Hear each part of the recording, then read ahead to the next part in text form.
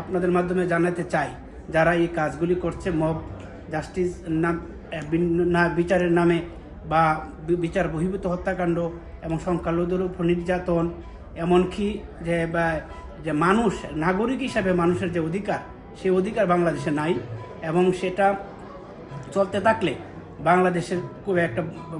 বাংলাদেশের ভবিষ্যৎ খুবই অন্ধকার। আমি মনে করি যে অতি সত্বর যারাই ক্ষমতায় আছেন, বৈধভাবে থাকেন আর অবৈধভাবে থাকুন, জনগণের দায় আপনারা এড়াতে পারেন না। এই যে ঘটনাগুলি ঘটছে তার দায় এড়াতে পারেন না। তাই এখনও সময় আছে, আপনারা জনগণের জানমালের নিরাপত্তার কথা চিন্তা করে হলো আপনারা একটা শান্তি ফিরিয়ে আনুন, না হলে বাংলাদেশে এক দুর্ভাগা বাংলাদেশে অপেক্ষা করছে। আমি ধন্যবাদ সবাইকে। আরেকটা জিনিস হলো যে স্বাধীনতা বিরোধী শক্তি ডক্টর ইউনূস সরকারের পেছনে কাজ করতেছে, এটা একটা বড় জিনিস। আরেকটা বিষয় হচ্ছে যে এই যে আপনার চলছে